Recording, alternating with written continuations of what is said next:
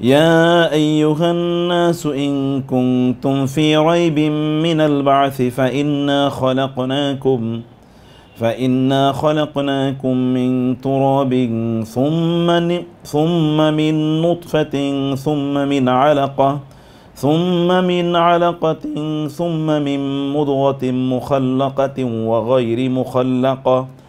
وغير مخلقة لنبين لكم ونقر في الأرحام ما نشاء إلى أجل مسمى ثم نخرجكم طفلا ثم لتبلغوا أشدكم ومنكم من يتوفى ومنكم من يرد إلى أرذل العمر لكي لا يعلم من بعد علم شيئا وترى الأرض هامدة فإذا أنزلنا عليها الماء اهتزت وربت وأنبتت من كل زوج بهيج ذلك بأن الله هو الحق وأنه يحيي الموتى وأنه على كل شيء قدير وأن الساعة آتية لا ريب فيها وأن الله يبعث من في القبور ومن الناس من يجادل في الله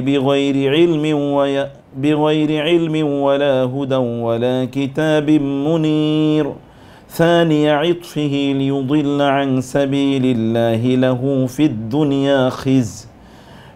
في الدنيا خزي ونذيقه يوم القيامة عذاب الحريق ذلك بما قدمت يداك وأن الله ليس بظلام للعبيد ومن الناس من يعبد الله على حرف فإن أصابه خير اطمأن به وإن أصابته فتنة انقلب على وجهه خسر الدنيا والآخرة ذلك هو الخسران المبين يدعو من دون الله ما لا يضره وما لا ينفعه ذلك هو الضلال البعيد يدعو لمن ضره أقرب من نفعه لبئس المولى ولبئس العشير إن الله يدخل الذين آمنوا وعملوا الصالحات جنات تجري من تحتها الأنهار إن الله يفعل ما يريد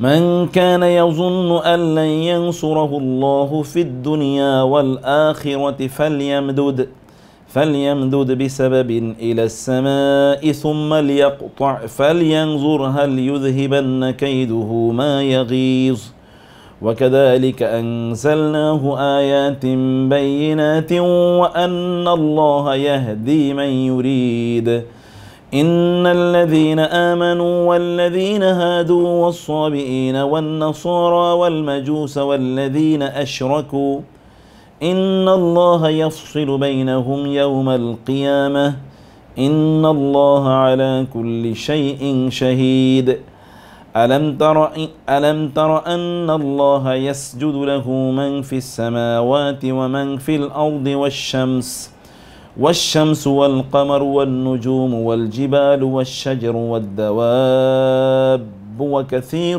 من الناس وكثير حق عليه العذاب ومن يهن الله فما له من مكرم إن الله يفعل ما يريد আল্লাহ সুবহানাহু ওয়া তাআলা শুকর আদায় করছি যিনি আমাদেরকে আজকের অত্যন্ত গুরুত্বপূর্ণ এই কনফারেন্স এবং সেমিনারে অংশগ্রহণ করার তৌফিক দান করেছেন হাজ সেমিনারে অংশগ্রহণের তৌফিক দান করেছেন এবং এই কারণে আল্লাহ সুবহানাহু ওয়া তাআলা শুকর আদায় করছি এবং আমরা বলছি আলহামদুলিল্লাহ। রাসূলুল্লাহ সাল্লাল্লাহু আলাইহি ওয়াসাল্লাম এর উপর দুরূদ এবং সালাম বর্ষিত হোক। আল্লাহুম্মা সাল্লি ওয়া সাল্লিম ওয়া বারিক আলা নাবিয়িকা মুহাম্মদ আল্লাহুম্মা সাল্লি আলাইহি আল্লাহুম্মা বারিক আলাইহি। আমরা আজকে যেই সূরাটি আমাদের সামনে আছে এই সূরাটি হলো সূরাতুল হজ। এটি হলো সূরাতুল হজ। এই সূরাটির নাম সূরাতুল হজ বলা হয় এই কারণে, কারণ এই সূরার ২৭তম আয়াতে আল্লাহ সুবহানাহু ওয়া তাআলা হজ শব্দটি উল্লেখ করেছেন এবং এই সূরার ২৫ থেকে ৩৭তম আয়াত পর্যন্ত আপনারা একটু নোট করে নেবেন। ২৫ থেকে ৩৭তম আয়াত পর্যন্ত আল্লাহ সুবহানাহু ওয়া তাআলা হজ সংক্রান্ত আলোচনা করেছেন এবং তার পরের এবং আগের আয়াতগুলোতে আল্লাহ সুবহানাহু ওয়া তাআলা হজ যদি একজন ব্যক্তি না করে তাহলে কি হবে, হজ করলে কি হবে, সেগুলো আকার এবং ইঙ্গিতে আল্লাহ তাআলা উল্লেখ করেছেন। সূরার ২৭তম যে আয়াত থেকে এই সূরাটির নামকরণ করা হয়েছে সেই আয়াতে আল্লাহ তাআলা বলেছেন, ওয়াআযযিন ফিন্নাস বিল হজ্জি ইয়াতুকা রিজালাও ওয়া আলা কুল্লি দামিরিন ইয়াতিনা মিন কুল্লি ফাজ্জিন আমিক লিয়াশহাদু মানাফিআ লাহুম।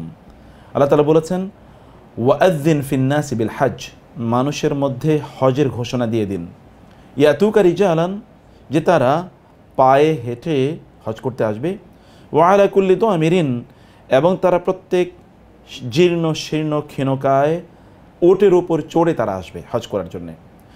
ইয়াতিনা মিন কুল্লি ফাজ্জিন আমিক, প্রত্যেক দূর দূরান্ত থেকে, প্রত্যেক গভীর পথ থেকে তারা হজ করতে আসবে। লিয়াশহাদু মানাফিআ লাহুম, কারণ এখানে তাদের কল্যাণের জায়গা আছে, তাদের কল্যাণের জায়গাগুলো তারা নিজেরা স্বচক্ষে প্রত্যক্ষ করার জন্যে তারা হজ করতে আসবে, আল্লাহ সুবহানাহু ওয়া তাআলা বলেছেন। অতএব আমরা এই সূরার ২৭তম আয়াত থেকে এই সূরাটির নাম হজ রাখা হয়েছে, এটা আমরা বুঝতে পারছি। তার মানে এই সূরাতে কেবল হজ সংক্রান্ত আলোচনা করা হয় নাই। কোরআনুল কারীমের সূরার নামকরণের একটা ফিলসফি আছে, দর্শন আছে। এই দর্শনটা হলো এই কোরআনের ডমিনেন্টলি, মানে এই সূরাতে ডমিনেন্টলি বিশেষ করে যেই বিষয়ে আলোচনা করা হয়, বিশেষ করে সেই জায়গা থেকে মূলত নামটি গ্রহণ করা হয়। অথবা এখানে সবচেয়ে গুরুত্বপূর্ণ যে পয়েন্টের দিকে আল্লাহ তাআলা ইঙ্গিত করেছেন তার উপর ভিত্তি করে নামকরণ করে, যেমন সূরাতুল বাকারা। এখানে গোটা সূরাতে কিন্তু গাভী নিয়ে আলোচনা করা হয়নি। এটা বইয়ের চ্যাপ্টারের মতো না যে আমরা যখন কোনো বই পড়ি তখন যেই সংক্রান্ত আলোচনা হয় বা যেভাবে নামকরণ করা হয় গরু অতএব বা গাভী, কেবল গাভী নিয়ে আলোচনা হবে এরকম না। কিন্তু গাভীর ঘটনাটি এখানে খুবই গুরুত্বপূর্ণ। সেটি কি?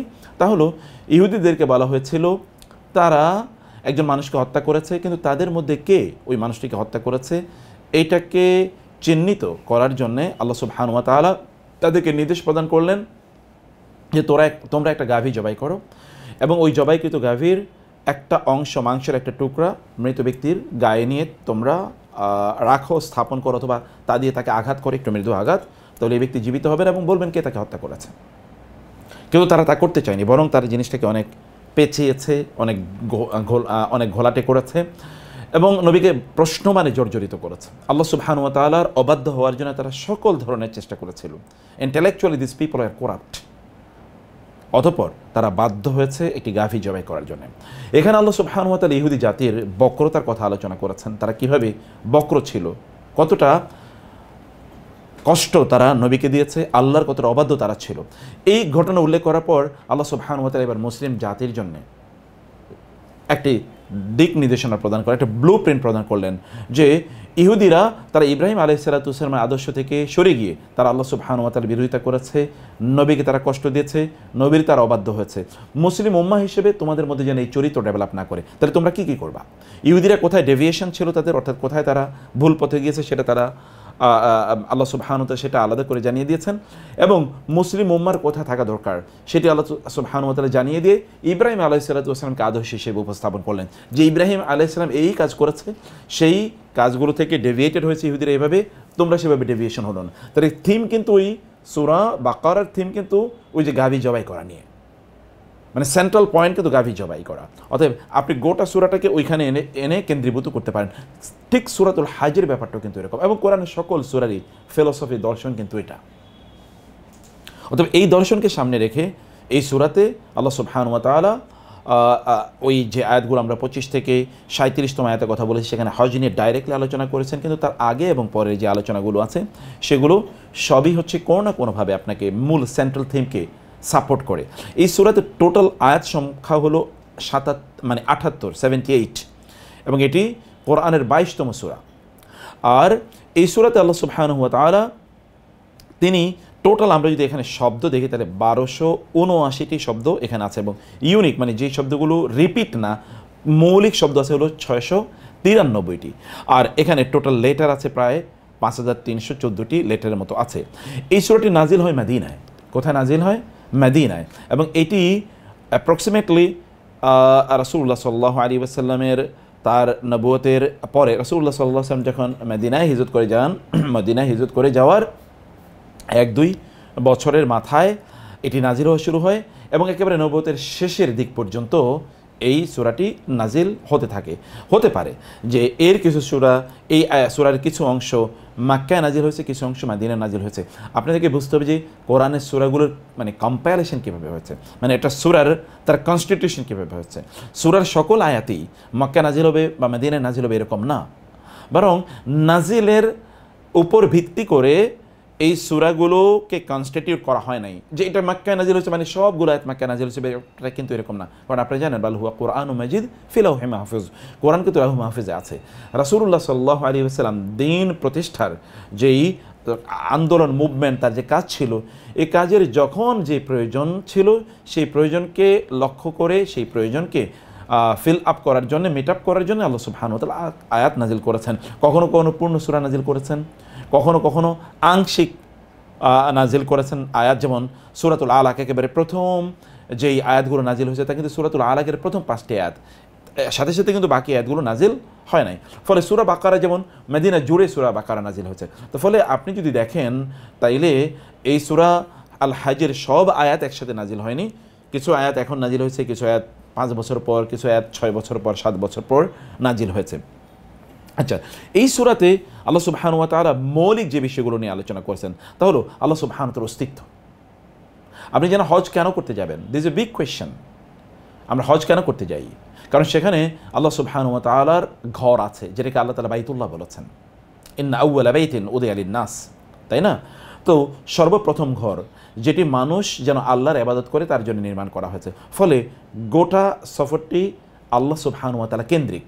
এবং আপনি স্পিরিচুয়ালি আল্লাহ সুবহানাহু ওয়া তাআলাকে বুঝবেন অথবা ইন্টেলেকচুয়ালি আল্লাহকে আপনি বুঝবেন। মানে আপনি আল্লাহ সুবহানাহু ওয়া তাআলাকে খুঁজে পাওয়ার জন্য হয় আপনার বুদ্ধিবৃত্তিক মনোবৃত্তিকে ব্যবহার করবেন, সে কারণে আল্লাহ সুবহানাহু ওয়া তাআলা এই আসমান এবং জমিনের সৃষ্টি এবং এত দুভয়ের মধ্যখানে আরও যা কিছু সৃষ্টি আছে, এমনকি আমাদের সৃষ্টির কথা আল্লাহ তাআলা বলেছেন, হে লোকেরা তোমরা কি দেখো না, ইয়া আইয়ুহান নাস ইন্না খালাকনাকুম, হে মানুষ তোমাদেরকে আমি কী থেকে সৃষ্টি করেছি তোমরা কি দেখো না, কতগুলো স্তরে তোমাদেরকে আমি সৃষ্টি করেছি।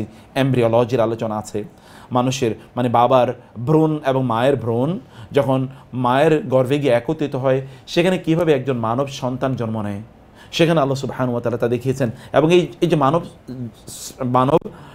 ভ্রূণের মায়ের গর্ভে মানব ভ্রূণের মানে জন্মের এবং তার মানে তার এক্সিস্টেন্স পাওয়ার যে ধারাবাহিক প্রসেস, এই প্রসেসটা আল্লাহ তাআলা এখানে উল্লেখ করেছেন, আলোচনা করেছেন।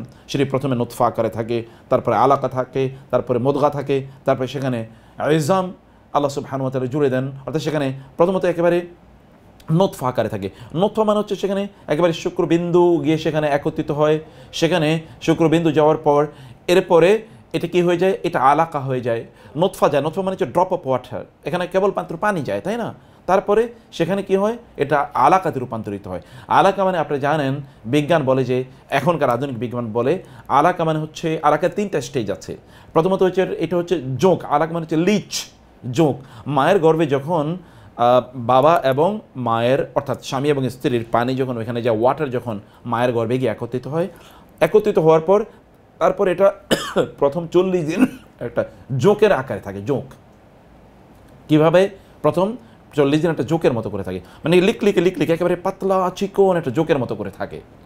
আর তারপরে কি হয়, এটা এরপরে এটা মায়ের যে মানে তার যে গর্ভ আছে, এই গর্ভের যে চারিদিকে ইউটেরাসের যে দেয়াল আছে, দেয়াল, এই দেয়ালের সাথে এটা একেবারে জোকের মতো করে এরকম মানে গ্লুড আকারে থাকে। তো জোক আসলে কি করে, জোক যখন রক্ত খায় মানে বিভিন্ন প্রাণীর, তখন তার শরীরে কিন্তু আপনি দেখেন মানুষকে যখন জোক ধরে অথবা বিভিন্ন প্রাণী গরু ছাগল ইত্যাদিতে যখন জোক ধরে তখন কি করে, ওইখানে তার যে দাঁত আছে দিয়ে তখন সে কামড়ে ধরে, মুখ দিয়ে কামড়ে ধরে, তখন সে ওইখানে সিরিঞ্জের মতো করে রক্ত শুষে নেয়। যদি আপনার চায়না যোগ বা চীনা যোগ বলে গ্রাম অঞ্চলে একেবারে যেগুলো ট্রান্সপারেন্ট একেবারে সাদা, যেগুলোতে আপনার ঘাসের মধ্যে পাওয়া যায়, সেগুলোকে আপনি দেখবেন যে এগুলো রক্ত খায়। রক্ত খাওয়ার পরে এরপরে কী হয়ে যায়, আলাকায় 3 নম্বর অর্থ হচ্ছে যে এটা ব্লাড ক্লট, মানে রক্তপিণ্ড।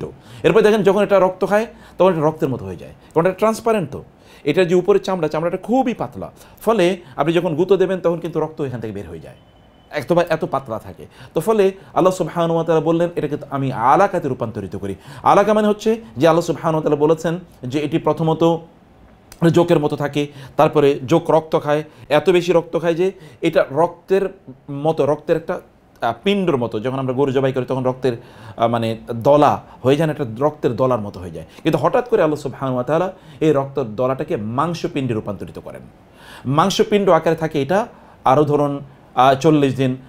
তো মাংসপিণ্ড আকারে 40 দিন থাকে। এরপরে এই প্রসেস থেকে এটা 120 দিনে এই অবস্থায় থাকার পরে এরপর আল্লাহ সুবহানাহু ওয়া তাআলা বলেন এরপরে আমি এখানে কি করি, এখানে তখন রূহ ফুৎকার দেওয়া হয়, তখন তার অর্গানগুলো ডেভেলপ করে। আল্লাহ সুবহানাহু বলেন তখন আমি এখানে হাড় তৈরি হতে থাকে, হাড়ের উপর আমি তখন মাংস দিয়ে এটাকে প্রলেপ দিয়ে দিই, এর মাধ্যমে আমি চামড়া দিয়ে প্রলেপ দিই, এরপরে তোমাকে আমি নতুন একটা সৃষ্টি দিয়ে তৈরি করি। আগে তুমি কি ছিল, পানিতে ছিল, এখন তোমার অবয়ব তৈরি হয়, তখন তুমি মানুষ হয়ে যাও। ফাতা বারাকাল্লাহু আহসানুল খালিকিন। আল্লাহ সুবহানাহু ওয়া তাআলা এরকম অসংখ্য উদাহরণ দিয়ে আমাদেরকে বলেছেন যে আল্লাহ তাআলার অস্তিত্ব নিয়ে এখানে এই সূরাতে আল্লাহ সুবহানাহু ওয়া তাআলা আলোচনা করেছেন। তাহলে এটা অত্যন্ত গুরুত্বপূর্ণ। এই যে হজের আলোচনার আগ পর্যন্ত আল্লাহর অস্তিত্ব আল্লাহ তাআলা নিজে প্রমাণ করার জন্যে এখানে অনেক জিনিস উপস্থাপন করেছেন। এবং ইউজুয়ালি বেসিক্যালি যখন আল্লাহ তাআলা তার অস্তিত্ব প্রমাণ করার জন্যে কোরআনে অনেক উদাহরণ দেন, অথবা কোরআনে আল্লাহ সুবহানাহু ওয়া তাআলা অনেক ধরনের দর্শন উপস্থাপন করেন, তখন আমার ব্যক্তিগতভাবে লজ্জা লাগে। কেন আমি লজ্জা পাই জানেন? আল্লাহ তাআলা তার নিজকে প্রমাণ করার জন্য আমাদেরকে দলিল দিচ্ছেন, অথচ আমি নিজেই কিন্তু দলিল। আমি কোত্থেকে আসলাম? আমাকে কে বানাইলো? আমি কোত্থেকে এই যে বেঁচে থাকার যত উপকরণ আছে, এই উপকরণগুলো আমি কোত্থেকে পাই বলেন তো? কোত্থেকে এগুলো আমি পাই? এগুলো তো সব আল্লাহ সুবহানাহু ওয়া তাআলার দেয়া।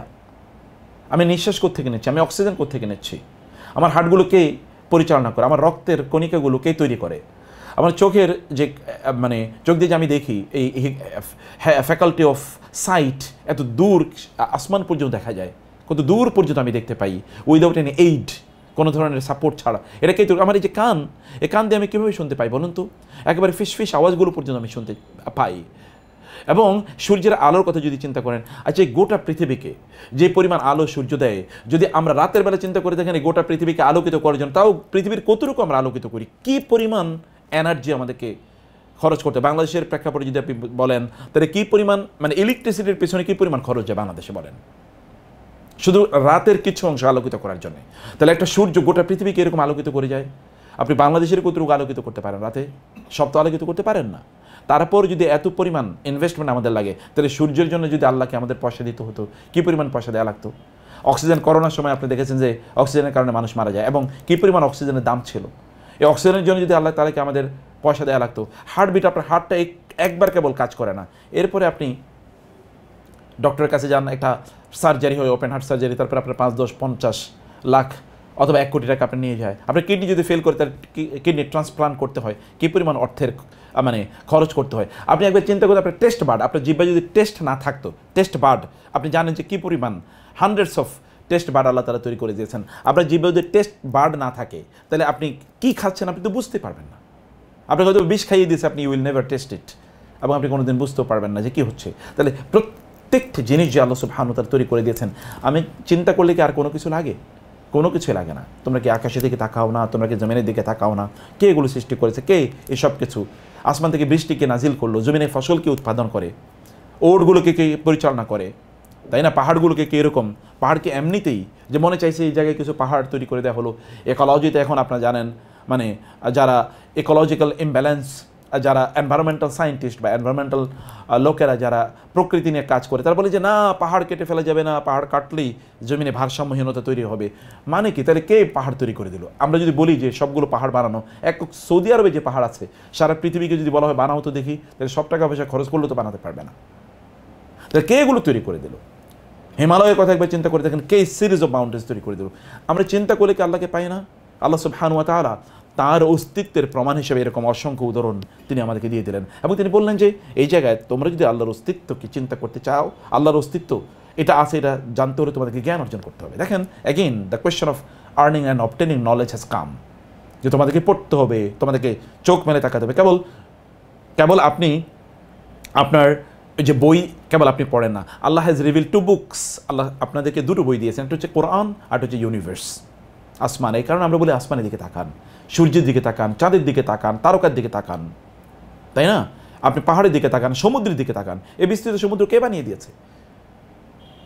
এবং সমুদ্রের সাথে আমাদের নিজের সম্পর্ক আছে। সমুদ্রের যেরকম এই পৃথিবীর 3/2 যেরকম পানি, আমাদের শরীরেরও প্রায় অলমোস্ট 3/2 বেশি আছে পানি, প্রায় 81% এখানে কিন্তু ওয়াটার আছে আমাদের শরীরে, আদারওয়াইজ আমরা বাঁচতেই পারতাম না। তাহলে ওই যে একই কম্বিনেশন আল্লাহ সুবহানাহু ওয়া তাআলা এখানে তৈরি করে দিয়েছেন। এরকম অসংখ্য জিনিস উপস্থাপন করার পরে এরপর আল্লাহ তাআলা এবার হজের আলোচনা চলে আসেন। আলটিমেট লক্ষ্য কি?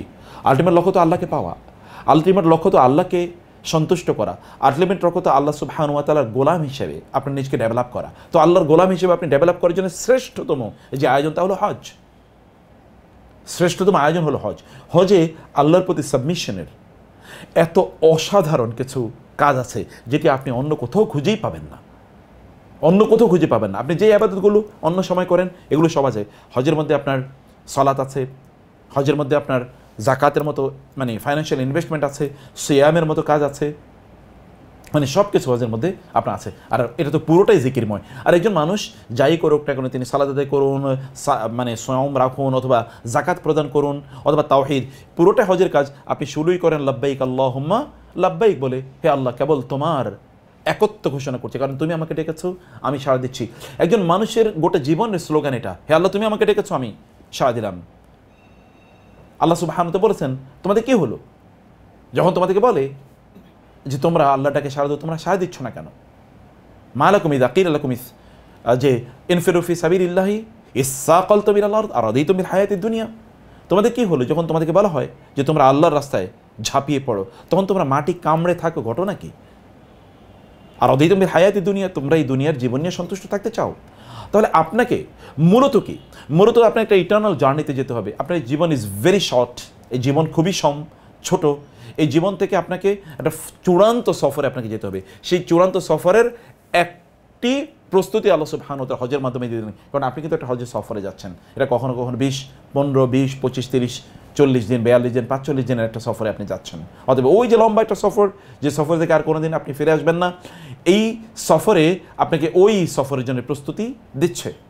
এই সফরে আপনাকে আল্লাহ সুবহানাহু ওয়া তাআলাকে চেনার উপকরণ দিচ্ছে, এবং আল্লাহ সুবহানাহু ওয়া তাআলাকে যেখানে গেলে আপনি দেখতে পাবেন, আপনি তার উপলব্ধি করতে পারবেন। যেখানে আল্লাহ সুবহানাহু ওয়া তাআলার ঘর, যেখানে আল্লাহ সুবহানাহু ওয়া তাআলার তাওহীদকে প্রতিষ্ঠা করার জন্য ইব্রাহিম আলাইহিস সালাতু ওয়াস সালাম এবং ইব্রাহিমের সন্তান মুহাম্মদুর রাসূলুল্লাহ সাল্লাল্লাহু আলাইহি ওয়াসাল্লাম তাদের আন্দোলন এবং তাদের আয়োজন, তাদের কার্যকলাপ আছে, সেই বিষয়গুলো আপনি সরাসরি সেখানে প্রত্যক্ষ করতে পারেন।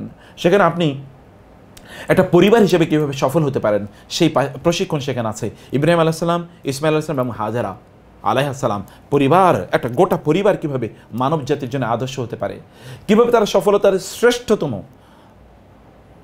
উৎকর্ষ অর্জন করেছিলেন, সেই বিষয়গুলো সেখানে আপনি পাবেন। সেখানে মিনা আছে, সেখানে মুজদালিফা আছে, সেখানে আরাফাত আছে, এবং সেখানে জামারাত আছে, সেখানে মাকাম ইব্রাহিম আছে, সেখানে জমজম আছে, সেখানে সাফা আছে, সেখানে মারওয়া আছে, সেখানে হাতিম আছে, সেখানে বাইতুল্লাহ আছে, এরকম সেখানে হারাম আছে, এরকম অসংখ্য নিদর্শন ছড়িয়ে ছিটিয়ে আছে, যেখানে আপনি গেলে আল্লাহ সুবহানাহু ওয়া তাআলাকে খুঁজে পাবেন। অতএব এখানে আল্লাহ সুবহানাহু ওয়া তাআলা হজের আলোচনা করেছেন, আল্লাহ সুবহানাহু ওয়া তাআলা স্যাক্রিফাইস, আল্লাহর রাস্তায় কোরবানি করার আলোচনা করেছেন, এবং আল্লাহ সুবহানাহু ওয়া তাআলা আল্লাহ সুবহানাহু ওয়া তাআলার মানে তিনি এই যে শুরু হয়েছে কিয়ামতের আলোচনা দিয়ে, এবং আপনি কিয়ামতের যে ভয়াবহতা, এটা থেকে বাঁচতে হলে আপনাকে আল্লাহ সুবহানাহু ওয়া তাআলার পথে আপনাকে দৌড়াতে হবে। সেই দৌড়ের সর্বশ্রেষ্ঠ আয়োজন হিসেবে তিনি হজকে দেখালেন, এবং আবার তিনি সেই কিয়ামতের আলোচনা চলে গেলেন। তোমরা কি কিয়ামতকে ভয় করো না?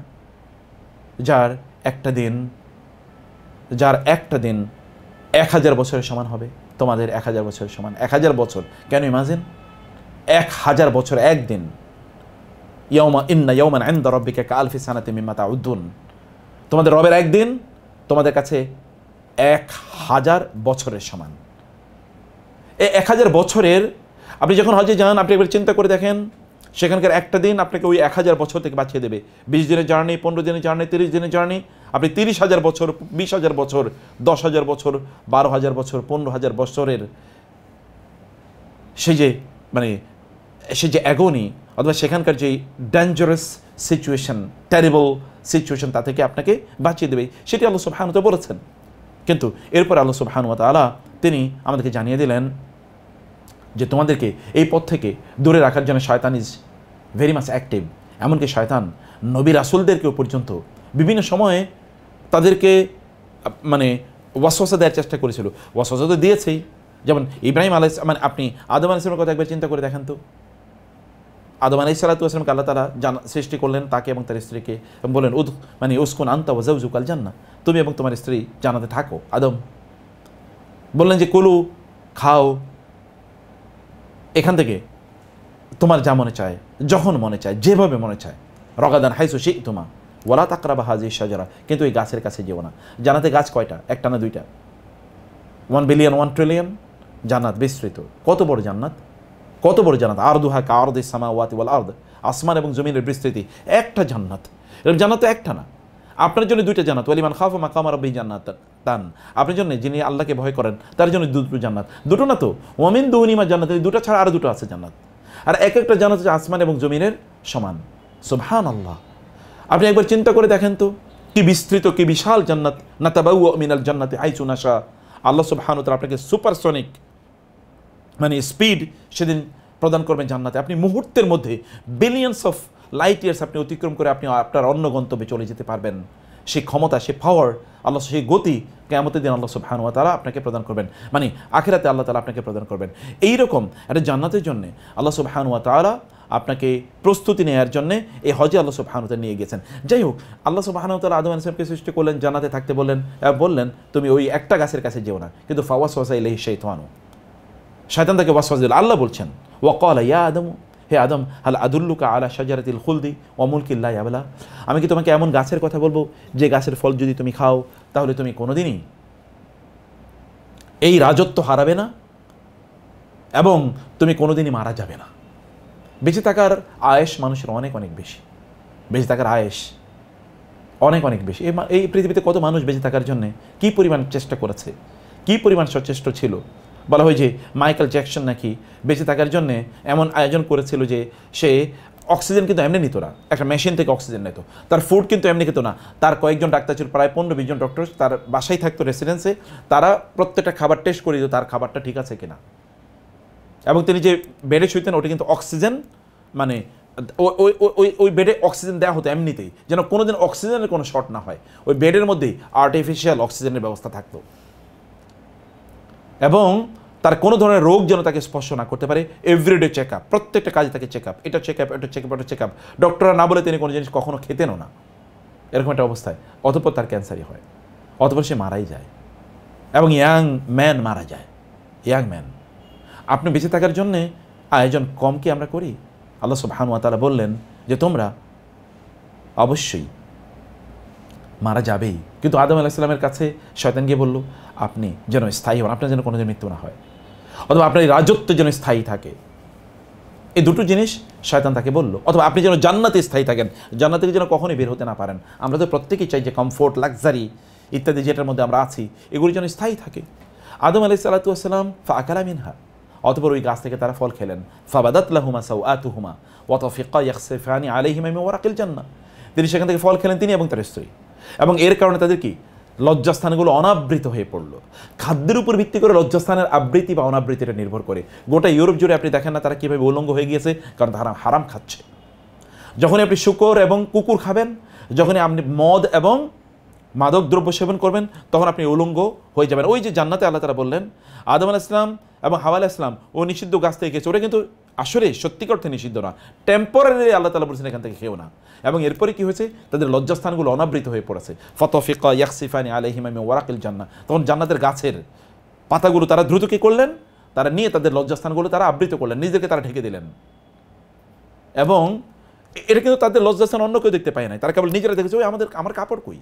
আল্লাহ এমন একটা মেকানিজম করলেন যে তারা নিজেরাই দেখেছে তাদের কাপড় নাই শরীরে, এরকম উলঙ্গ হয়ে যাবেন। আপনার মেয়ে তখন টিকটক করে করে বেড়াবে, আপনার ছেলে তখন পরম দেখে দেখে বেড়াবে, কারণ আপনি তাকে হারাম খাওয়াচ্ছেন। হারাম এই বা আপনি নিজে তখন পর্নোগ্রাফি দেখবেন, অথবা আপনার স্ত্রী তখন পরকীয়া করবে, কারণ আপনি তাকে হারাম খাওয়াচ্ছেন, আপনি বুঝতেও পারবেন না কীভাবে করছে। আপনি হয়তো মনে করবেন ফেরেশতা, কিন্তু আসলে ঘটনা এরকম হবে। ওই যে ওই ব্যক্তির মতো দুটো ঘটনা এখানে আছে, মানে বলছি।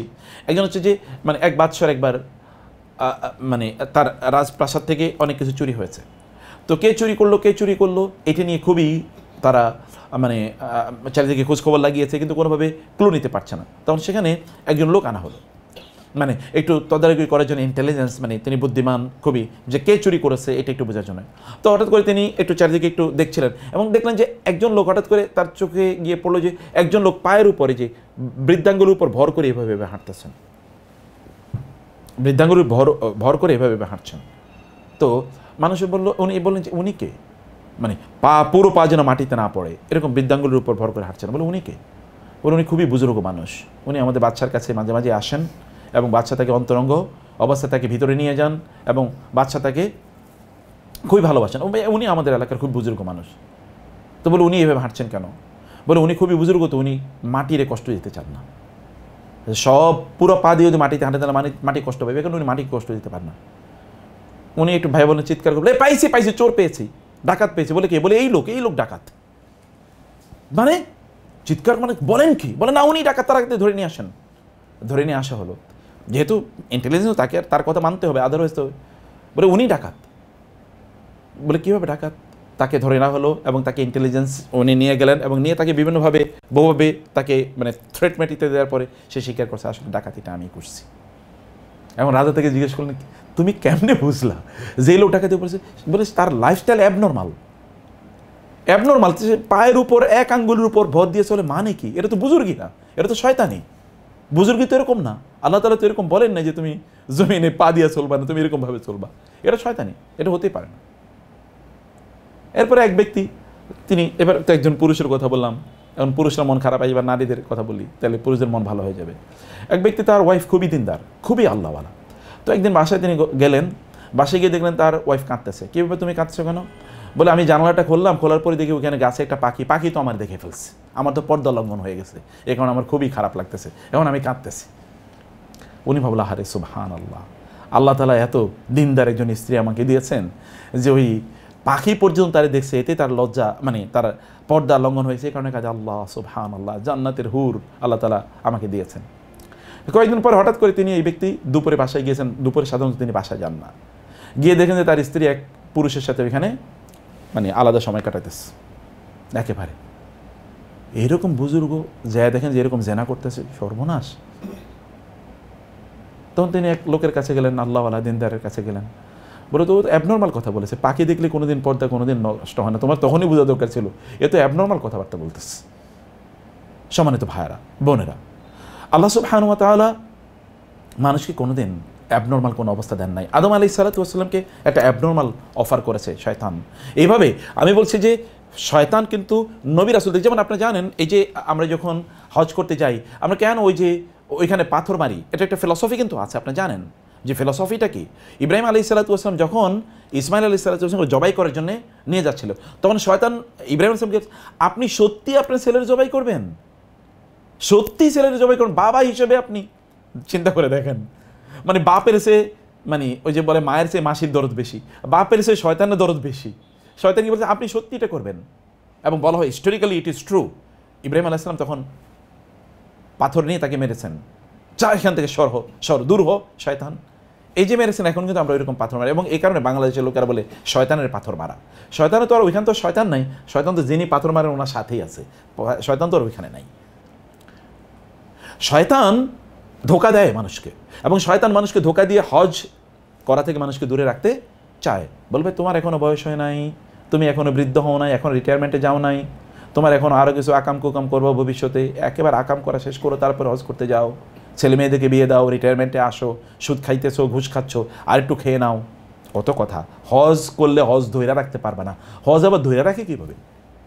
কত ধরনের শয়তানের কুমন্ত্রণা আমাদের মাঝে আছে।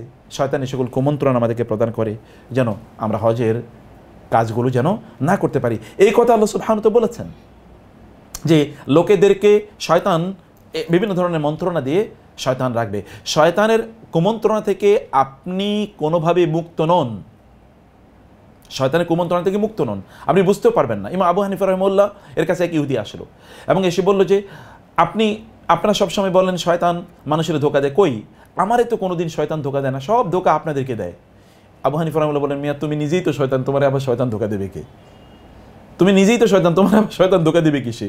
তুমি নিজেই তো শয়তানের অংশ। কারণ আল্লাহ তাআলা বলেছেন মিনাল জিন্নাতি ওয়ান নাস, শয়তান তো দুই প্রকার, মানুষের মধ্য থেকে শয়তান আছে, জিনের পক্ষ থেকে শয়তান আছে। আল্লাযী ইউওয়াসউিসু ফি সুদুরিন নাস মিনাল জিন্নাতি ওয়ান নাস। কোরআন আল্লাহ তাআলা বলেছেন শায়াতিনাল জিন্নি ওয়াল ইনস, কিছু মানুষ শয়তান আছে, কিছু জিন শয়তান আছে।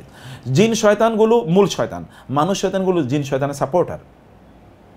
ইন্না শায়াতিনা লা ইউহুনা বা'দুহুম ইলা বা'দিন যুখরুফাল কওলি গুরুরা, শয়তানগুলো এরা পরস্পরের কাছে খারাপ কথা, ওই শয়তান জিন শয়তান মানুষকে বলে, মানুষ শয়তান জিনকে বলে, এবং এইভাবেই তারা একটা সাঙ্গ পাঙ্গ তৈরি করে এবং এভাবে তারা একটা অর্গানাইজেশন, একটা মোমেন্টাম তারা তৈরি করে এবং এর মাধ্যমে তারা চলে।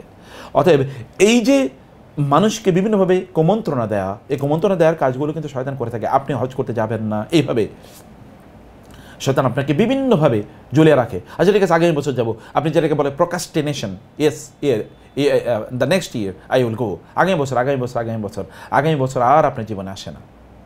এবং এর মধ্যে আপনি যদি মারাও যান তাহলে কি হবে? আল্লাহ তাআলা সর্বশেষ বললেন, যারা আল্লাহ সুবহানাহু ওয়া তাআলার রাস্তায় যারা মাইগ্রেশন করে, যারা ইমিগ্রেশন করে, যারা হিজরত করে, আল্লাহ তাআলা তাদেরকে অবভিয়াসলি তাদের পুরস্কার প্রদান করবেন। আল্লাহর রাস্তায় হিজরত মানে কি? এই যে আপনি যখন এখান থেকে, আপনার দেশ থেকে, আপনার অঞ্চল থেকে যখন আপনি যখন হজ করতে যান, এটা কিন্তু একটা মিনি হিজরত। হিজরত কিন্তু কেবলমাত্র একটা দেশ থেকে আরেক দেশে চলে যাওয়া নয়, এমনকি হিজরত হলো আপনি গুনাহকে পরিত্যাগ করা। আপনি যে সফরে যাচ্ছেন ওখানে আপনি চাইলে অনেক গুনাহ করতে পারবেন না, চাইলে অনেক বেশি গুনাহ করতে পারবেন না, কিছু কিছু সময় তো করতেও পারবেন না। যখন আপনি ইবাদতের মধ্যে থাকবেন তখন আপনি গুনাহ, যখন আপনি মিনা মুজদালিফা আরাফায় থাকবেন খুব বেশি গুনাহ করার সুযোগ নেই, কারণ এত টাইট প্রোগ্রামের মধ্যে আপনি থাকবেন। যখন বাইতুল্লাহ নামাজ পড়তে যাবেন, হেঁটে যেতে লাগবে ধরেন আধা ঘন্টা, আসতে আধা ঘন্টা, নামাজে আধা ঘন্টা, ওইখানে নামাজ পড়া একটা ফুল মানে চাকরি। অথবা আপনি কমপক্ষে 8-10 ঘন্টা ইচ্ছা করলেও আপনি পর্নোগ্রাফি দেখতে পারবেন, ইচ্ছা করলেও আপনি ফেসবুকে ঢুকতে পারবেন না, ইচ্ছা করলেও আপনি ইউটিউবে ধরেন গান বাদ্য আপনি শুনতে পারবেন না। ফলে এটাও কিন্তু এক ধরনের হিজরত, আপনাকে প্রিপেয়ার্ড করা, প্রস্তুত করার একটা বড় ধরনের মেকানিজম বা একটা জার্নি সেখানে আছে। অতএব এই সূরাতে আল্লাহ সুবহানাহু ওয়া তাআলা এই বিষয়গুলো, এই জিনিসগুলো আল্লাহ সুবহানাহু ওয়া তাআলা আমাদেরকে জানিয়ে দিয়েছেন। এই সূরার সবচেয়ে গুরুত্বপূর্ণ কয়েকটা আয়াতের কথা আমি আপনাদেরকে বলি। একেবারে প্রথম, ইয়া আইয়ুহান নাস ইন্না জালজালাতাস সাআতি লাশাইউন আযীম, হে লোকেরা তোমাদেরকে মনে রাখতে হবে কিয়ামতের প্রকম্পন অত্যন্ত ভয়াবহ একটা জিনিস। কিয়ামতের সময় যে জালজালা, এটা নট জিলজাল, ইজা জুলজিলাতিল আরদু জিলজালাহা, তার চেয়ে অনেক ভয়াবহ। এটা প্রকম্পন, যখন প্রকম্পন হবে তখন সব কিছু চূর্ণ বিচূর্ণ হয়ে এই পৃথিবীতে পড়বে। আপনি সূরাতুত তাকবীর একবার পড়েন তো, ইজা শামসু কুবিরাত ওয়া ইজা নুজুমু কাদারাত ইজা সামাউ ফাতারাত ওয়া ইজাল কাওয়াকিবু তাসারাত। একবার চিন্তা করে দেখেন, যখন ইজা সামাউ ফাতারাত, যখন আসমান বিদীর্ণ হয়ে যাবে, ওয়া ইজাল কাওয়াকিবু তাসারাত, এবং যখন নক্ষত্রগুলো খসে পড়বে। আপনারা চিন্তা করে দেখেন, একটা নক্ষত্র এই পৃথিবীর চেয়ে বিলিয়ন বিলিয়ন বিলিয়ন টাইমস বড়। এই নক্ষত্র যদি পৃথিবীতে এসে টুকরো পড়ে তাহলে কি হবে? আগুনে তো জ্বলে উঠবে, তাই না? ওয়াইজাল বিহারু সুজ্জিরাত অথবা ওয়াইজাল বিহারু ফুজ্জিরাত। যখন আপনি আগুন লাগলে আপনি তো পানিতে যাবেন আশ্রয় নেওয়ার জন্য, পানিতে আগুন জ্বলে, তখন কি হবে? আপনি কোথায় আশ্রয় নেবেন? পাহাড়গুলো আপনি একবার চিন্তা করে দেখেন যে পাহাড়গুলো কি হচ্ছে, পাহাড়গুলো উড়ে বেড়াচ্ছে। আপনার নাকের ডগা দিয়ে একটা পাহাড়, হিমালয় পাহাড় আপনার বাসার পাশে দিয়ে যাচ্ছে, কি হবে? আপনার বিল্ডিং তো চূর্ণ বিচূর্ণ হয়ে যাচ্ছে। ওয়াইজাল উহুশ হুশিরাত, বন জঙ্গলে যে প্রাণীগুলো, বাঘ, ভল্লুক, সিংহ, যেগুলো নেকড়ে, যেগুলো মানুষকে খাবলে খায়, এগুলো এখন লোকালয়ে চলে আসবে। ওইজাল নুফুসু যুবিজাত ওইজাল মাউদাতু সুইলাত। আপনি একবার চিন্তা করে দেখেন পরিস্থিতি কি। কবর থেকে সব লাশগুলো উত্থিত হচ্ছে, এগুলো তখন কিলবিল করে এগুলো সব চারিদিকে ঘুরে ঘুরে বেড়াচ্ছে। এমন একটা পরিস্থিতিতে আল্লাহ সুবহানাহু ওয়া তাআলা কিয়ামত সংঘটিত করবেন। সে কিয়ামতকে তোমরা ভয় করো। এই কিয়ামত যখন এরকম জিলজাল করবে, প্রকম্পিত হয়ে উঠবে তুমি, মহাপ্রলয়ে সব কিছু চূর্ণ বিচূর্ণ হয়ে যাবে, জমিন চৌচির হয়ে যাবে, আসমান ফেটে ফেটে পড়বে, নক্ষত্র তারকাগুলো সেদিন, এবং সেখানে কোনো আলো থাকবে না। আরেকটা ভয়াবহ অবস্থা, কারণ ইজা শামসু কুবিরাত, আল্লাহ সুবহানাহু ওয়া তাআলা এই সূর্যকে এরকম তারপরে বটে নেবেন। ওইজান নুজুমুন কাদারাত, এবং এই আকাশের যে নক্ষত্রগুলো, এগুলো সব নিষ্প্রভ হয়ে, কোনো আলো নাই। আচ্ছা, পৃথিবীরও আলো বিচ্ছিন্ন, এবং সূর্যের আলো নাই, চারিদিকে গুটগুটি অন্ধকার, ওইদিকে প্রাণীগুলো ঘুরে ঘুরে বেড়াচ্ছে, আবার চারিদিকে আগুন জ্বলছে, ওইদিকে পাহাড়গুলো কি, পাহাড়গুলো আপনার বাড়ি মানে পাহাড়গুলো এরকম মানে বাতাসের সাথে সাথে ধুলাবালির মতো পাহাড়গুলো উঠছে, আবার ওইখান থেকে আকাশ থেকে নক্ষত্রগুলো টুকরো টুকরো নক্ষত্র উল্কাপিণ্ডের মতো করে এসে পড়ছে আপনার সামনে। একবার চিন্তা করে দেখেন তো এরকম সিচুয়েশনে কেমন করবেন আপনি। এই সিচুয়েশন কিন্তু আপনার জীবনে আসবে, এবং জাস্ট আপনার চোখটা বন্ধ করে দেখেন না, এমন একটা সিচুয়েশনে আপনি অবশ্যই পড়বেন। সেই সিচুয়েশন থেকে আপনার বাঁচার উপায় হচ্ছে এই যে হজ, এটা আপনাকে বাঁচিয়ে দেবে। আপনি জার্নি করেছেন না, সফর করেছেন না, এই সফরে আল্লাহ সুবহানাহু ওয়া তাআলা আপনাকে বাঁচিয়ে দেবেন। ইয়াউমা তাযহালু কুল্লু মুরদিআতিন আম্মা আরদাআত, দ্বিতীয় একটি খুবই ভয়াবহ, ইয়াউমা তাযহালু কুল্লু মুরদিআতিন আম্মা আরদাআত। মায়েরা যখন তাদের গর্ভে সন্তান ধারণ করে তারা কিন্তু খুবই কনশাস থাকে, এমনকি স্বামীরাও তখন তাদের সাথে উচ্চস্বরে কথা বলে না। ডক্টর বলে আপনার সাউন্ড পলিউশন যেন না হয়, চিৎকার যেন কেউ আপনার সাথে না করে, আপনি বেশি উঠা বসা করবেন না, আপনি একটু বসে থাকবেন, রেস্ট নেবেন, উঁচু নিচু জায়গায় আপনি বেশি দৌড়াদৌড়ি করবেন না, এরকম তার জন্যে কত ধরনের মানে তাকে সতর্ক থাকতে হয়, হিউজ সতর্ক নিয়ে তাকে চলতে, আদারওয়াইজ তার গর্ভস্থ সন্তান কিন্তু মারা যাবে অথবা অ্যাক্সিডেন্টের শিকার হয়ে যাবে। এই রকম একজন মা যখন ঘুমান তখন তিনি তার পেটটাকে একটা সাইডে রেখে যেন কোনোভাবে ব্যথা না পান, তার সন্তান গর্ভের সন্তান যেন ব্যথা না পায়, এভাবে তিনি চলেন, তাই না? এবং বারবার তিনি টেস্টে যান এবং তিনি মানে করেন, মানে টেস্ট করে তিনি দেখেন যে কোনোভাবে গর্ভের সন্তান কোনো ক্ষতিগ্রস্ত আছে কিনা, সেখানে যে ফ্লুইড থাকে, পানি, যে পানির উপর বাচ্চাটা থাকে মায়ের গর্ভে, সে পানিটা কমে যাচ্ছে কিনা, এগুলো দেখেন কত কিছু। কিন্তু সেদিন এই যে সন্তানকে আপনি মাঝে মাঝে একটু হাত বুলান যে আমার সন্তান আসছে, আল্লাহ তাআলা বলেন ইয়াউমা তাযহালু কুল্লু মুরদিআতিন আম্মা আরদাআত ওয়া তাদউ কুল্লু যাতি হামলিন হামলাহা। মা তার গর্ভের সন্তান, আপনি তো দেখেন, আপনি ডক্টরের কাছে যান, আপনার বাচ্চার বয়স যখন পেটে যখন 6 মাস বা 7 মাস, তখন আপনি তখন সিজার করে বের করে ফেলবেন, আপনার প্রচণ্ড কষ্ট, তারপরে তো আপনি সিজার করে বের করবেন না, আপনি বলেন না আমার বাচ্চার এখন ম্যাচুরিটি আসেনি। এমনকি যদি বাচ্চা একটু আগে হয়ে যায় তখন তাকে আইসিইউতে রাখতে হবে, আদারওয়াইজ আপনি বাঁচাতে পারবেন না। এবং আপনি আইসিইউতে প্রচুর পরিমাণ টাকা খরচ করে তারপর রাখেন না, আমার সন্তান, আমি তাকে লালন করেছি, মা হিসেবে চিৎকার করে আমার বাচ্চাটাকে বাঁচাও, আমার সন্তানকে বাঁচাও। এবং এই মা এত কষ্ট করে সন্তান যখন জন্ম দেন, এত দীর্ঘদিন প্রায় 9 মাস থেকে 10 মাসের মতো গর্ভে ধারণ করেন, প্রসব বেদনা কি কষ্ট, এরপর যখন বাচ্চা দিকে একবার তার দৃষ্টি যায়, মা তখন হেসে দেন। মারা একটা অ্যামেজিং, মায়ের মতো আমি পৃথিবীতে কাউকে দেখি না, আল্লাহর সৃষ্টিতে একটা মিরাকুলাস, একটা বিস্ময়কর। এই সন্তানকে আমরা তো একটু কষ্ট পাওয়ার পর তারপরে একটু রিয়েকশন দেখাই, বাবারা বাচ্চারা যদি একটু কষ্ট দেয় তারপরে তাকে চট থাপ্পড় দেয়, অথবা গালিগালাজ করি, অথবা চোখ রাঙানি দেই, অথবা তার সাথে কথা বন্ধ করি, অথবা মুখ রাগ করে বসে থাকি। কিন্তু মায়েরা দেখেন, এই সন্তান এতদিন লালন করেছে, তার চেহারা দিকে একবার তাকার পর তিনি হেসে দেন, চুমু দেন, ওই ময়লা নিয়ে চুমু দেন, এবং তার সব কষ্ট তিনি ভুলে যান। কিন্তু জানেন কিয়ামত যখন হবে তখন এই সন্তানের দিকে তিনি তাকাবেনও না। কিয়ামত, আমি কিন্তু আখিরাতের কথা এখন বলি নেই, মাত্র চারিদিকে এরকম একটা অবস্থা, তখন তার গর্ভের সন্তানকে তিনি প্রসব করে ফেলে দেবেন, কারণ এই সন্তান নিয়ে তিনি চলতে পারছেন না, তাকে দৌড়াতে হবে বাঁচার জন্য। তাযহালু কুল্লু মুরদিআতিন আম্মা আরদাআত, যখন মা তার দুধের জন্যে, তার সন্তান যখন কাঁদে দুধ খাওয়ানোর জন্য, তিনি ময়লা আবর্জনা নিয়ে দৌড়ে যান সন্তানকে দুধ পান করার জন্যে। এক যুদ্ধে একদল নারী বন্দী হয়ে আসলেন, এর মধ্যে একটা শিশু ছিল, একজন নারী কেবল দৌড়াচ্ছেন তার শিশুকে। আপনারা জানেন যে মায়েরা যদি সন্তানকে দুধ না পান করাতে পারে, তাহলে দুধ মানে এটা প্রচণ্ড ব্যথা করে ফেটে যায়, তখন তিনি পাগলের মতো হয়ে যান তার সন্তানকে দুধ পান করানোর জন্য। এবং রাসূল সাল্লাল্লাহু আলাইহি ওয়াসাল্লামের কাছে এমন একজন মানে সাহাবায়ে কেরামদেরকে নিয়ে বসে আছেন, যুদ্ধবন্দীরা আছে, একজন মা এদিকে দৌড়াচ্ছেন, তার সন্তানকে খুঁজে পাচ্ছেন না তিনি। হঠাৎ করে তার সন্তানকে যখন তিনি পেলেন, এই ধুলাবালাই ময়লা আলা এই বাচ্চাকে তিনি বুকের সাথে এরকম জাপটে ধরে তারপরে দুধ পান করাচ্ছেন। সাহাবায়ে কেরাম অবাক হয়ে তাকালেন, মায়েরা এত ভালোবাসে যে হয়তো তারা এত ক্লোজলি কোনোদিন অবজার্ভ করেন নাই। রাসূল সাল্লাল্লাহু আলাইহি ওয়াসাল্লাম বললেন, তোমরা কি দেখে অবাক হচ্ছ? এই মা তার সন্তানকে যে ভালোবাসে এটা দেখে অবাক হচ্ছ? আল্লাহর কসম, আল্লাহ তাআলা তোমাদেরকে তার চেয়ে অনেক বেশি ভালোবাসে।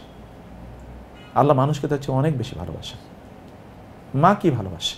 আল্লাহ সুবহানাহু ওয়া তাআলা তার ভালোবাসাকে 100 ভাগ করে 99 ভাগ তিনি আখিরাতের জন্য রেখে দিয়েছেন, 1 ভাগ কেবল তিনি মানুষ না, গোটা সৃষ্টিজীবের মধ্যে তিনি বন্টন করে দিয়েছেন, কেবল 1 ভাগ। আদম থেকে শুরু করে কিয়ামত পর্যন্ত যত মানুষ আসবে, এবং সৃষ্টি লগ্ন থেকে যত প্রাণী আছে, এবং যত ফেরেশতা আছে, যত জিন আছে, সবার মাঝে কেবল 1 ভাগ আল্লাহ বন্টন করে দিয়েছেন, আর 99 ভাগ তিনি এখনও রেখে দিয়েছেন তার নিজের জন্য, যেটা তিনি আখিরাতে এটা মানুষকে, জিনদেরকে আল্লাহ সুবহানাহু ওয়া তাআলা দেবেন, যারা জান্নাতে যাবে তাদের জন্য আল্লাহ তাআলা রেখে ব্যবস্থা করে রেখেছেন। প্রিয় ভাই, প্রিয় বোন, আমি সে কথা বলছি না, আমি বলছি যে একজন মা যিনি সন্তানকে এতটা ভালোবাসেন, সে মা তার সন্তান দুগ্ধ পোষ্য সন্তানকে তিনি ভুলে যাবেন, ছুঁড়ে ফেলে দিয়ে তারপর তিনি অন্যদিকে যাবেন, ছুঁড়ে ফেলে দেবেন, তিনি ওই সন্তানের দিকে তাকাবেনও না। এরকম একটা ভয়াবহ অবস্থা থেকে বাঁচার জন্য আল্লাহ তাআলা মানে শুরুই করলেন এভাবে সূরাটি। ওয়াতারান্নাসা সুকারা, মানুষ সেদিন মাতালের মতো করে আচরণ করবে। আল্লাহ তাআলা বলছেন ওয়ামা হুম বিসুকারা, না না, তারা মোটেই মাতাল নয়। ওয়ালাকিন্না আযাব আল্লাহি শাদীদ, তারা এখন নাও দে ক্যান সেন্স, আন্ডারস্ট্যান্ড, তারা এখন বুঝতে পারছে যে সর্বনাশ ভুল করে ফেলেছে, ভুল করে ফেলেছে। মৃত্যুর সময় তো তাই হয়, মানুষ যখন বুঝে যে আমি তো ভুল করে ফেলেছি, তখন কি আর is there any come back? ফিরে আসার কি কোনো সুযোগ আছে? নো, নো ওয়ে, আর ফিরে আসার কোনো সুযোগ নেই। ফিরে তিনি আর আসতেই পারবেন না। প্রিয় ভাই, সম্মানিত বোন, আল্লাহ সুবহানাহু ওয়া তাআলা বলেছেন এগুলো থেকে বাঁচার জন্য আপনাকে সেজদায় লুটিয়ে পড়তে হবে। আপনি কি দেখেন না আসমান জমিনে সব কিছু আল্লাহ সেজদা করে? দেখেন না সব কিছু আল্লাহর আনুগত্য করে? আপনি যদি শ্রেষ্ঠতম হতে চান, তাহলে আপনাকে সেজদা ছাড়া কোনো উপায় নাই। যত বেশি সেজদা প্রদান করবেন, যত মাটিতে আপনার যত মাটিতে আপনার মাথা লুটিয়ে পড়বে, আপনার কপাল লুটিয়ে পড়বে, তত আল্লাহ তাআলা আপনার মাথাকে উচ্চত করবেন, তত উন্নীত করবেন, তত মর্যাদাবান করবেন। আপনি দেখেন না রাতের বেলা যখন আপনি তাহাজ্জুদে দাঁড়িয়ে যান, তখন দিনের বেলা আল্লাহ তাআলা আপনার নামগুলো মানুষের মাঝে ছড়িয়ে দেয়। দেখেন না, যারা রাতের তাহাজ্জুদ গুজার করে তাদের কেউ হয়তো বা দেখে না, কেউ তাদের নাম জানে, তাদের নাম জানে। কারণ ফেরেশতাদের দায়িত্ব হয় মানুষের মাঝে তাদের নাম ছড়িয়ে দেয়া, এবং আল্লাহ সুবহানাহু ওয়া তাআলা এর দায়িত্ব হয়ে যায় মানুষের অন্তরে তাদের প্রতি ভালোবাসা তৈরি করে দেয়া। আপনি চান যে আপনি সেলিব্রিটি হতে, আপনি চান যে মানুষেরা আপনাকে ভালোবাসুক, আপনি যদি চান যে মানুষেরা আপনার জন্য দোয়া করুক, প্রাণীগুলো আপনার জন্য প্রার্থনা করুক, তাহলে একাকী নামাজের সময় বাড়িয়ে দেন, একাকী নামাজের সংখ্যা বাড়িয়ে দেন। আপনার নবীর অন্যতম প্রধান একটা বৈশিষ্ট্য ছিল, তিনি রাতে একাকী নামাজ পড়তেন বেশি। কুমিল লাইলা ইল্লা কালিলা, তিনি মানুষের সাথে যখন নামাজ পড়তেন তখন তিনি সংক্ষিপ্ত করতেন, কিন্তু যখন একা পড়তেন তখন তিনি প্রলম্বিত করতেন। এটা তার সুন্নাহ, এটা তার বৈশিষ্ট্য, এটাই তিনি করতেন। ইবাদতের সংখ্যা বাড়িয়ে দেন, ঘুমকে কমিয়ে দেন, ঘুমানোর জায়গা আছে। ইমাম মালিক রাহিমাহুল্লাহকে যখন ইমাম আহমদ ইবনে হাম্বলকে যখন বলল, ইয়া ইমাম, এত কষ্ট কেন করছেন সারাদিন? এখানে হালাকা, ওইখানে দার্স, ওইখানে আপনার ইবাদত, ওইখানে আপনার বই লেখা, আপনি সারাদিন এগুলো করছেন, সারাদিন আপনি রেস্ট নেবেন কখন? তিনি বলেন, কেন? জান্নাতেই তো রেস্টের জায়গা, দুনিয়া তো রেস্টের জায়গা না, আমি এখানে কেন রেস্ট নেব? কেন এখানে রেস্টের প্রশ্ন আসলো? আমার তো রেস্টের জায়গা আলাদা আছে। ইনদা আউয়ালি কাদামিন আদউহা ফিল জান্নাহ অথবা আদউহা ফিল কবর, কবরে গিয়ে রেস্ট নেব, জান্নাতে গিয়ে রেস্ট নেব। সেখানে তো ইবাদত নাই, জান্নাতে কোনো ইবাদত নাই, জানেন তো নাকি? জান্নাতে কোনো ইবাদত নাই, সেখানে আপনার নামাজ নাই, সেখানে আপনার রোজা রাখার কোনো প্রয়োজন নাই, সেখানে তো আপনি কেবল সুখ সমৃদ্ধি, কেবল ভোগ, সেটা কেবল ভোগ, এটা কিন্তু ভোগের জায়গা না। আপনি যদি মান তলাবার রাহা ফাকাদার রাহা, আমাদের সালাফরা বলতেন, কেউ যদি দুনিয়ায় সুখ চায় তাহলে আখিরাতে সুখ সে পাবে না। কেউ যদি যৌবনে সুখ চায় তাহলে সে বার্ধক্যে সুখ পাবে না। কেউ যদি দুনিয়া সুখ চায় তাহলে সে কবরে সুখ পাবে না। আপনার দুনিয়া সুখের জায়গা না তো, এখানে আপনার কষ্টের জায়গা, এখানে আপনার চেষ্টার জায়গা। আল্লাহ তাআলা এই জন্য বলেছেন, আলাম তারা আন্নাল্লাহ ইয়াসজুদু লাহু মান ফিস সামাওয়াতি ওয়া মান ফিল আরদ। লোকেরা কি দেখে না? আপনি কি দেখেন না? আসমান এবং জমিনের সব কিছু, এমনকি চাঁদ, এমনকি সূর্য, এমনকি তারকাগুলো, এমনকি পাহাড়গুলো, এমনকি গাছগুলো, এমনকি এই পৃথিবীর সকল প্রাণীগুলো, এবং অনেক লোক তারা আল্লাহ সিজদা করছে। এমন অনেক লোক আছে যারা আল্লাহ সিজদা করেনি, যারা আল্লাহর ইবাদত করে নাই, যারা আল্লাহর আনুগত্য করে নাই। হজের গোটা সফরটা আল্লাহ সুবহানাহু ওয়া তাআলা আনুগত্য। আপনি দেখেন শুরুই করেন লাব্বাইক আল্লাহুম্মা লাব্বাইক, আপনি বারবার বলেন আল্লাহু আকবার, আল্লাহু আকবার, লা ইলাহা ইল্লাল্লাহ। আপনি বলেন লা ইলাহা ইল্লাল্লাহু ওয়াহদাহু লা শারীকা লাহু, লাহুল মুলকু ওয়া লাহুল হামদু ওয়া আলা কুল্লি শাইইন। সব কেবল তাসবিহ, সব কেবল তাওহীদের ঘোষণা, আল্লাহর একত্বের ঘোষণা, আল্লাহর একত্ববাদের ঘোষণা গোটা সফরটা জুড়ে। এটাতে আপনাকে আল্লাহ সুবহানাহু ওয়া তাআলা অভ্যস্ত করে নেন। কিন্তু আরেক দল লোক আছে, ইন্নাল্লাযীনা কাফারু ওয়া ইয়াসুদ্দুনা আন সাবিলিল্লাহি ওয়াল মাসজিদিল হারাম, আরেক দল লোক তারা আল্লাহর প্রতি, আল্লাহ যে নেয়ামত তাদেরকে দিয়েছেন তার কুফরি তারা করছে। আপনি একবার চিন্তা করে দেখুন, রাসূলুল্লাহ সাল্লাল্লাহু আলাইহি ওয়াসাল্লাম এবং তার প্রচণ্ড ক্ষুধা, তিনি ঘর থেকে বের হলেন, রাস্তায় গিয়ে দেখলেন আবু বকরকে। আবু বকরের চেহারাটা দেখে রাসূল বুঝতে পারলেন আবু বকরও খায় নাই। আবু বকর কী অবস্থা? কারণ ঘর থেকে বলে, ইয়া রাসূলুল্লাহ, আপনি যে কারণে ঘর থেকে বেরিয়েছেন আমি একই কারণে বের হয়েছি, মানে ক্ষুধা। তিনি এরপরে সামনে গেলেন, এটা মদিনার ঘটনা, কারণ তারা মক্কায় অনেক ধনী ছিল, মক্কা তো সব রেখে তারা চলে গেছেন মদিনায়। এরপরে দেখলেন কিছুক্ষণ পরে ওমর ঘর থেকে বের হচ্ছেন। জিজ্ঞেস করলেন, ওমর কী ব্যাপার? বলে, ইয়া রাসূলুল্লাহ, আপনাকে যে জিনিস ঘর থেকে বের করেছে আমাকেও তাই বের করেছে ঘর থেকে। অর্থাৎ ক্ষুধার কারণে তারা ঘর থেকে বের হলেন। তারা একজনের ঘরে গেলেন, যাওয়ার পরে কাঁচা পাকা একটু খেজুর দিয়েছে, কাঁচা পাকা একটু খেজুর দিয়েছে। এই খেজুর খাওয়ার পর রাসূল সাল্লাল্লাহু আলাইহি ওয়াসাল্লাম একটু কাঁচা পাকা খেজুর খাচ্ছেন। খাওয়ার পরে তিনি তারপরে বলেন, ও আম্মা বিনিয়ামাতি রাব্বিকা ফাহাদ্দিস। আল্লাহ সুবহানাহু ওয়া তাআলা এর যে নেয়ামত, আল্লাহ যে তোমাদেরকে নেয়ামত প্রদান করেছেন না, এই নেয়ামতের সম্পর্কে তোমাদেরকে অবশ্যই জিজ্ঞাসিত হতে হবে। তোমাদের নেয়ামতের শুকর তোমরা আদায় করো। খাচ্ছেন কাঁচা পাকে খেজুর, না খাওয়ার কারণে ক্ষুধার তাড়নায় ঘর থেকে বের হয়েছেন, কেবল কাঁচা পাকে খেজুর খাচ্ছেন, একটু খুবই দামি অন্য তোমার খেজুরও না, এটা খেয়ে তিনি বলছেন যে তোমাদের এই নেয়ামতের জন্য তোমাদেরকে সুম্মা লা তুসআলুনা ইয়াওমাইযিন আনিন নাঈম, অবশ্যই অবশ্যই সেদিন তোমরা জিজ্ঞাসিত হবে নেয়ামত সম্পর্কে। এটা কি নেয়ামত বলেন তো? আপনার ঘরে 20টা 50টা আইটেম খাওয়ার পরেও এরপর আপনার শুকর নাই, আর তিনি মাত্র খেজুর খাচ্ছেন এবং ক্ষুধার তাওয়া নাই। আল্লাহ সুবহানাহু ওয়া তাআলার শ্রেষ্ঠতম সৃষ্টি, সাইয়্যিদুল আম্বিয়া ওয়াল মুরসালিন, নবী রাসূলদের সর্দার, তিনি জান্নাতের সর্দার না কেবল দুনিয়া এবং আখিরাতে তাকি তিনি সর্দার, সবার শ্রেষ্ঠ। তিনি যদি বলতেন তাহলে আসমান থেকে বৃষ্টি নাজিল হতো না, আসমান থেকে সোনা নাজিল হতো, সোনা। এই গোটার পৃথিবী আল্লাহ তাআলা তাকে মুহূর্তের জন্য সোনা বানিয়ে দিতেন। তিনি খাবারের তাড়নায়, ক্ষুধার তাড়নায় ঘর থেকে বের হয়ে কাঁচা খেজুর খাচ্ছেন, পাকা হালকা কাঁচা পাকা এরকম খেজুর, তাও কয়টা খাইছেন? তিনি তো 1, 2টা 3টের বেশি খেতেন না। এরপর তিনি বললেন, সুম্মা লা তুসআলুনা ইয়াওমাইযিন আনিন নাঈম, তোমাদের নেয়ামতের ব্যাপারে আল্লাহর কাছে জবাবদিহি করতে হবে। আমি জানি না, এই আয়াত যখন আমার মনে আসে তখন আমার মনে হয় যে এই যে নেয়ামত ভোগ করছি, এই নেয়ামতের শুকর কীভাবে আদায় করব? যদি তিনি জিজ্ঞেস করেন তাহলে কীভাবে এর কৃতজ্ঞতা আদায় করব? এক ব্যক্তি তার, আপনারা জানেন যে কখনো প্রস্টেট গ্ল্যান্ডে মানে তৈরি হয়, একটু মাংস যখন একটু বেড়ে যায় তখন পুরুষরা আর পেশাব করতে পারে না। এরকম যে বৃদ্ধ একজন মানুষের তার বয়স 70, তিনি পেশাব করতে পারেন না, এই কারণে তাকে হসপিটালে ভর্তি করা হয়েছে। ভর্তি করার পর ডক্টররা এসে বললেন যে আপনার একটু প্রস্টেট গ্ল্যান্ডে মানে এরকম তৈরি হচ্ছে, মাংস একটু বেড়েছে, এই কারণে এটা যদি অপারেশন করে কেটে না দেয় তাহলে কিন্তু আপনি পেশাব করতে পারবেন না।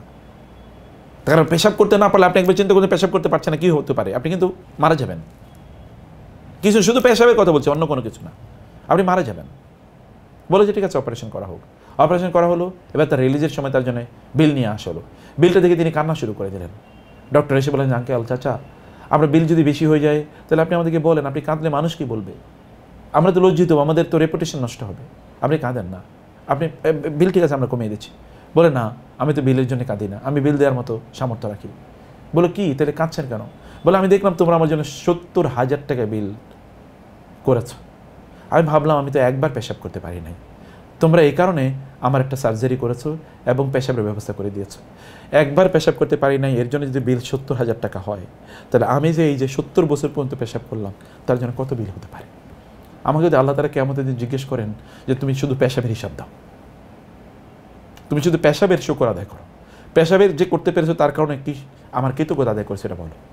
তো আম্মা বিনিয়ামাতি রাব্বিকা ফাহাদ্দিস সুম্মা লা তুসআলুনা ইয়াওমাইযিন আনিন নাঈম। আপনি যখন খান তখন কি এটা মনে পড়ে না আপনার? আপনি যখন এত সুখে আছেন, আপনি হজ করতে যান না, আপনি যাবেন না, আপনার আরও কত আইটেম আপনার সামনে, ব্যবসাটা এখনও দাঁড়ায় নাই, বাণিজ্যটা এখনও শুরু করেন নাই, ওটাও এখনও করেন নাই, আপনার অন্তরে কেন হজের জন্য বাসনা তৈরি হয় না? কেন আপনি আল্লাহকে বলতে পারেন না যে আল্লাহ আমি হজে যেতে চাই, তুমি ব্যবস্থা করে দাও? আপনি বলতে পারেন না আল্লাহর উপর আপনার এই অধিকার নাই? আছে তো, আপনি কেন আল্লাহকে বলতে পারেন না? আপনি কেন এই পজিশনে নাই? কেন আল্লাহ সুবহানাহু ওয়া তাআলার কাছে আপনি চাইতে পারেন? চাওয়ার তো ইবাদত এবং বরং শ্রেষ্ঠতম ইবাদত। আপনি চাইলে আল্লাহ সুবহানাহু ওয়া তাআলার কি অভাব আছে? ইয়া ইবাদি, হে আমার বান্দারা, লাউ আন্না আউওয়ালাকুম ওয়া আখিরাকুম ওয়া ইনসাকুম ওয়া জিন্নাকুম, যদি তোমাদের, হে মানব জাতি, হে আমার বান্দারা, যদি তোমাদের প্রথম মানুষ থেকে শুরু করে একেবারে শেষ মানুষ পর্যন্ত সকল মানুষ, আদম থেকে কিয়ামত পর্যন্ত লোক আসবে, সকল মানুষ এবং সকল জিন, যদি তারা একত্রে লাউ ইজতামাউ ফি সাঈদিন ওয়াহিদিন, তারা যদি একটা বিশাল উপত্যকায় একত্রিত হয় এবং তারা তাদের যা প্রয়োজন তারা সব চায় আল্লাহর কাছে, প্রত্যেকের প্রয়োজন যা মনে চায় তারা সব চায়, এবং আমি তাদের সকলের সকল প্রয়োজন মিটিয়ে দেই, যা চেয়েছে তাই দেই, তাই হলো আমার যে রাজত্ব, এই রাজত্বের ততটুকু পর্যন্ত ঘাটতি পড়বে না যতটুকু বিশাল সমুদ্র থেকে একটা সুই, একটা নিডল যদি ঢুকিয়ে দেওয়া হয়, এই নিডলে করে যতটুকু পানি উঠবে ততটুকু পর্যন্ত আমার রাজত্বে টান পড়বে না। আপনি দেখেন না, সেই আদম থেকে শুরু করি এখন আল্লাহ সুবহানাহু ওয়া তাআলা মানুষকে দিয়ে যাচ্ছেন, তার কি কোনোদিন ঘাটতি পড়েছে? আপনার বাজেটে ঘাটতি পড়তে পারে, রাষ্ট্রে ঘাটতি পড়তে পারে, আপনি রাষ্ট্র দেউলিয়া হয়ে যেতে পারে, কিন্তু আল্লাহ সুবহানাহু ওয়া তাআলা, অথবা সেখানে ইকোনমিক শাটডাউন তৈরি হতে পারে, ইকোনমিক রিসেশন তৈরি হতে পারে, অর্থনৈতিক মন্দা তৈরি হতে পারে। কিন্তু আল্লাহর বাজারে কবে মন্দা তৈরি হয়েছে? কোন এক সময় পৃথিবীতে মানুষ কত মানুষ ছিল, তখন কি খাদ্যের সংকট ছিল? নাই। এখন প্রায় 800 কোটি মানুষ। খাদ্যের সংকট আছে কোথাও? নাই। যদি সংকট থাকে তাহলে মানুষ তৈরি করেছে, আদারওয়াইজ দের ইজ নো সংকট, there is no scarcity of food. কোনো কিছুর কোনো অভাব নাই। মানুষ বলে যে পৃথিবীতে রিসোর্সের অভাব। আল্লাহ বলেছেন ইন্নার দি ওয়াসিআ, আমি গোটা পৃথিবীকে রিসোর্সফুল করে দিই, তোমার কত প্রয়োজন বলো। ইকোনমিক্সে বলে এটা ভুয়া থিওরি, মিথ্যাবাদীদের থিওরি এটা, যে সম্পদ কম। আল্লাহ বলেছেন আমি তোমাদের যা প্রয়োজন তা দিয়ে দিয়েছি। আর এই লোকের এই ভুয়া ইকোনমিক্সটা বলে সম্পদ কম, রিসোর্স কনটেন্ট, সম্পদ এগুলো কম। এই কারণে এগুলো ডিস্ট্রিবিউশন করার জন্য খুবই পলিসি তারা বানাইছে, শয়তানদের পলিসি, এবং এগুলো সব তাদের পকেটে ঘোরার জন্য, নেওয়ার জন্য তারা এই জাতীয় ইকোনমিক থিওরি তারা বানিয়েছে। আল্লাহ বলছেন ইন্না আরদি ওয়াসিআ, আমার এই গোটা পৃথিবী আমি প্রাচুর্য দিয়ে ভরপুর করে দিয়েছি। ফা ইয়া ফাবুদুন, তোমরা আমার ইবাদত করো, তোমাদের কত লাগবে বলো, ইবাদত করো আর বলো, আমি তোমাদেরকে তাই প্রদান করব। প্রিয় ভাইরা, আমি আজকের আলোচনা এখানে শেষ করে দিই। আপনাদেরকে যে বিষয়টি বলতে চাই, এরপরে আয়াতটি খুবই গুরুত্বপূর্ণ, যেটা ওয়াস্তাআজিলুনাকা বিল আযাব ওয়ালা ইউখলিফাল্লাহু ওয়াদাহু। লোকেরা তারা মনে করে আমি ঠিক আছে অন্যায় করছি, অনেক লোক অন্যায় করে বলে অন্যায় করে দেখছি আমার কোনো কিছুই হয় না, অন্যায় করে দেখছি কিছুই হয় না, জুয়া খেলে দেখছি কিছুই হয় না, মদ খেয়ে দেখছি কিছুই হয় না, আমি পর্নোগ্রাফি প্রতি রাতেই তো দেখি, কই আমার চোখ তো অন্ধ হয় না। আল্লাহ সুবহানাহু ওয়া তাআলা অন্ধ যখন করে দেবেন তখন আর কিছুই বলার নাই। আপনি হয়তো মনে করছেন ওয়া কানাল ইনসানু কাফুরা, বান্দা তুমি একবারই কুফরি করেছো এরকম না, তুমি কিন্তু বারবারই কুফরি করে যাচ্ছ। তারপর আমি তোমাকে ছেড়ে দিতেছি, আমি তোমাকে ছেড়ে দিচ্ছি, আমি তোমাকে সব অপশন দিচ্ছি, আমি তোমাকে চান্স দিচ্ছি, অপরচুনিটি দিচ্ছি তুমি আমার কাছে ফিরে আসার জন্য। ফিরে আসুন, কাম ব্যাক টু আল্লাহ, ফাফিরু ইলাল্লাহ, দৌড়ান আল্লাহর পথে, আল্লাহর কাছে আপনি ফিরে আসুন এবং আল্লাহ সুবহানাহু ওয়া তাআলার পথে আপনার নিজকে আপনি নিয়ে আসুন। এটাই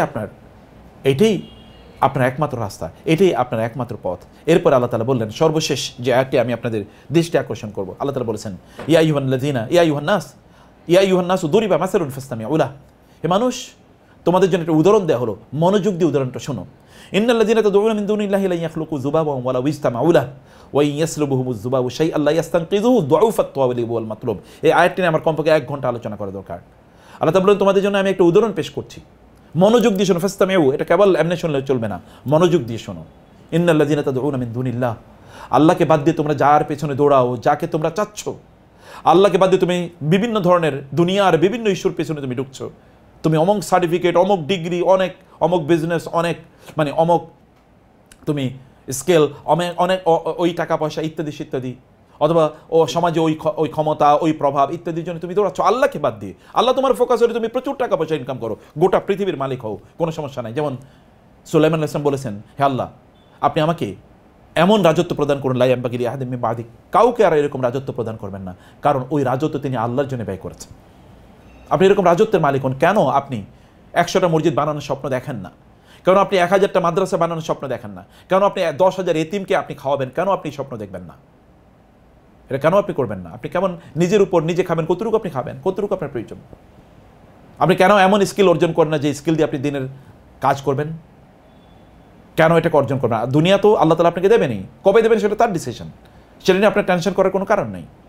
আমা মিন দাবাতিন ফিল আরদি ইল্লা আলাল্লাহি রিজকুহা, এই জমিনে এমন অনেক প্রাণী আছে যেগুলো হামাগুড়ি দিয়ে চলে, ও তার সম্পদ লা তাহমিলু রিজকাহা, সে তার রিজিক নিজে বহন করে না। আপনি তার জন্য ইনকাম করেন, আপনি নিজে ইনকাম করেন। আপনার বাসার বাচ্চাদেরকে দেখেন না, ছোট বাচ্চার জন্য আপনি সকাল থেকে সন্ধ্যা দৌড়ান দেখেন না? আল্লাহ তাআলা ওর জন্য আপনাকে দৌড়াতে বাধ্য করে দিয়েছেন। আল্লাহ যদি ওই বাচ্চার জন্য আপনাকে দৌড়াতে বাধ্য করে দেন, তাহলে পৃথিবীতে আল্লাহ সুবহানাহু ওয়া তাআলা এমন অনেক মানুষ তৈরি করে দিতে পারেন যারা আপনার জন্য দৌড়াবে। কেবল আপনাকে আল্লাহওয়ালা হয়ে যেতে হবে। আল্লাহ সুবহানাহু থেকে বাদ দিয়ে আপনি যদি অন্য কোনো কিছু তাকান, তাহলে দুআফাত তাওয়ালিব ওয়াল মাতলুব। আপনার লজ্জা করে না এক ভিক্ষুকের কাছে আপনি চান? যার কাছে চান ও নিজেও তো ভিক্ষুক, ও তো আরেকজনের কাছে ভিক্ষা করে। আপনি যার কাছে চান দুআফাত তাওয়ালিব, আপনি নিজে যে চাচ্ছেন আপনি নিজেই তো এক ভিক্ষুক।